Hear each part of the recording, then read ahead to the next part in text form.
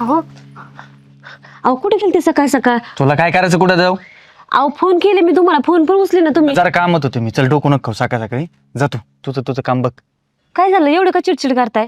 मी कुठे चिडचिड करतोय? अहो मग तुम्हाला विचारते कुठे गेलते तुम्ही सकाळ सकाळ? मग तुला काय करायचं? मी कुठं बितार पडू? झालं असं ना तिकडे भेटून मोकळं. भेटून म्हणजे तेवढेच काम आहेत का मला? आता मला माहिती आहे का तुम्ही कुठे गेलते आणि कुठे नाही, तुम्हाला सांगायला तर तोंड नाहीये. मग कुठे गेलते तुम्ही एवढे सकाळ सकाळ? अरे असतेच काम मला. प्रत्येक वेळी कुठे बाहेर गेलो का लगेच भेटायलाच गेलो का? मग तुम्ही एवढी चिडचिड करताय म्हणल्यावर हा तिकडे भांडणं झाली असेल ना, तिथला राग इथं काढायचा असेल तुम्हाला. मी कशाला इथला तिथला राग काढू तुझ्यावर? कळतंय ना मला. अहो कळत नाही असं, एवढी पण बावळट नाहीये मी. कळते ना, मग जरा शांत बस ना. मग प्रत्येक गोष्ट कळून घेतली आणि न कळल्यासारखंच केली, पण आता तुमचं जरा जास्तच व्हायला लागले. काही जास्त केलं मी? मग किती दिवस तुम्ही ना का बाहेर जाता, येता का घरी?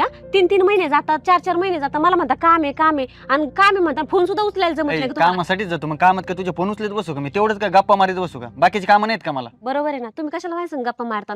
तिकडे तुम्हाला आहे ना चांगला टाइमपास. ऐ जास्त बोल नका. का? आता सांगतो मी. तिला बोलायला झोमलं का तुम्हाला? तिला बोलेल का? मला काय घेण देणं? तू कोणाला बोल. हा, तिचं सगळं ऐकून घेता. तिच्या समोर मान खाली घालून बोलत असताना माझ्या समोरच तुमचा आवाज चालतो.